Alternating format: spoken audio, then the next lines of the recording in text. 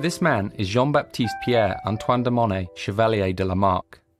In 1809, 50 years before Darwin published The Origin of the Species, he wrote what is widely recognised as the first comprehensive theory of evolution. His book, De Philosophie Zoologique, introduced the notion of an internal code within every living thing, which, when passed down through successive generations, defined the physiological characteristics of a species. At the centre of Lamarck's theory laid what he called the adaptive force.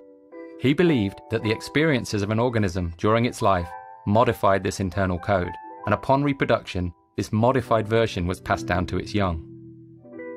Whilst not biologically accurate, and ultimately superseded by Darwin's theory of natural selection, the epigenetic theories put forward by him are beginning to find new homes in unexpected places.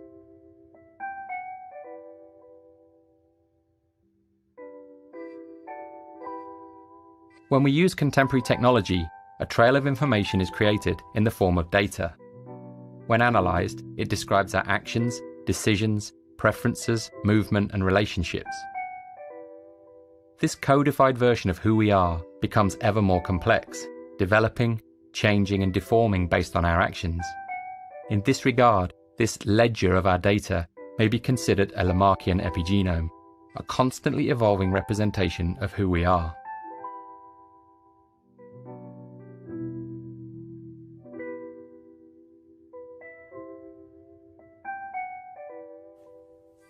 This is Bill Hamilton, one of the most significant evolutionary theorists of the 20th century.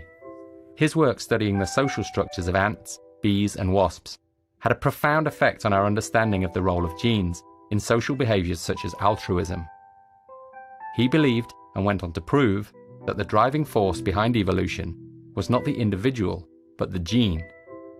He stated that the ultimate criterion which determines whether a gene will spread is not whether the behaviour is to the benefit of the behaviour, but whether it is to the benefit of the gene. In the mid-1970s, the British evolutionary biologist Richard Dawkins built on the work of Hamilton and others to popularise the concept of the selfish gene. In his book of the same name, he introduced the notion of a gene which, whilst devoid of any motives or will, could be metaphorically and pedagogically described as if it were. In this model, the individual organism is a transient carrier, a survival machine for the gene.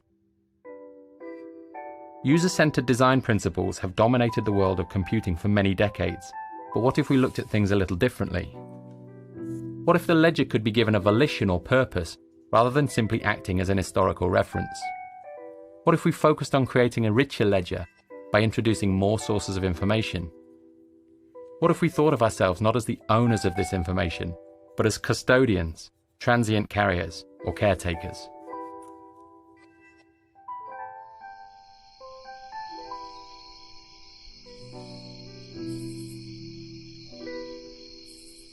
Initially, the notion of a goal-oriented ledger may be user-driven. As an organisation, Google would be responsible for offering suitable targets for a user's ledger. Whilst the notion of a global good is problematic, topics would likely focus on health or environmental impact to reflect Google's values as an organisation. Once the user selects a volition for their ledger, every interaction may be compared to a series of parallel options.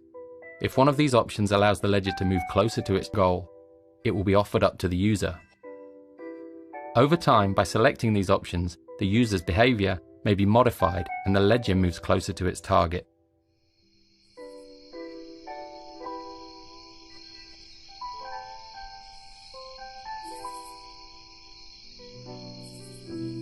As this line of thinking accelerates and the notion of a goal-driven ledger becomes more palatable, suggestions may be converted not by the user, but by the ledger itself.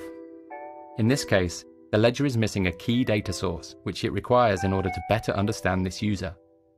In order to plug the gap in its knowledge, the ledger begins searching for a device which delivers the required data when used. From this list, the ledger begins sorting the options most likely to appeal to the user in question. In situations where no suitable product is found, the ledger may investigate a bespoke solution. By analysing historical data, it is increasingly possible to discern qualitative information such as taste and aesthetic sensibility, which may be used in the creation of a design proposal.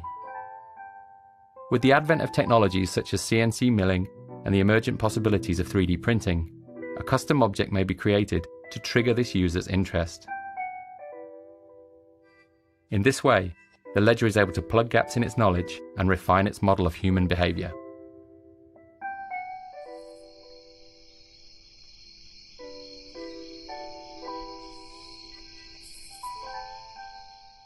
User data has the capability to survive beyond the limits of our biological selves, in much the same way as genetic code is released and propagated in nature. By considering this data through a Lamarckian lens, the codified experiences within the ledger become an accumulation of behavioral knowledge throughout the life of an individual. By thinking of user data as multi-generational, it becomes possible for emerging users to benefit from the preceding generation's behaviors and decisions. As new users enter an ecosystem, they begin to create their own trail of data. By comparing this emergent ledger with the mass of historical user data, it becomes possible to make increasingly accurate predictions about decisions and future behaviors. As cycles of collection and comparison extend, it may be possible to develop a species-level understanding of complex issues such as depression, health, and poverty. Our ability to interpret user data, combined with the exponential growth in sensor-enabled objects, will result in an increasingly detailed account of who we are as people. As these streams of information are brought together, the effect is multiplied. New patterns become apparent and new predictions become possible.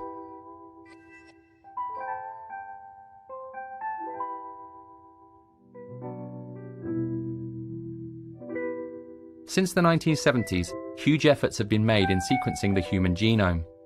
Today, after many years of research and billions of data points, that sequence is known.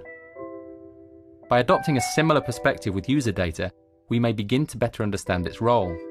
Just as the examination of protein structures paved the way to genetic sequencing, the mass, multi-generational examination of actions and results could introduce a model of behavioral sequencing. As gene sequencing yields a comprehensive map of human biology, researchers are increasingly able to target parts of the sequence and modify them in order to achieve a desired result. As patterns begin to emerge in the behavioral sequences, they too may be targeted. The ledger could be given a focus, shifting it from a system which not only tracks our behavior, but offers direction towards a desired result. We are at the very beginning of our journey of understanding in the field of user data. By applying our knowledge of epigenetics, inheritance, and memetics to this field, we may be able to make mental leaps in our understanding, which could offer benefits to this generation, to future generations, and the species as a whole.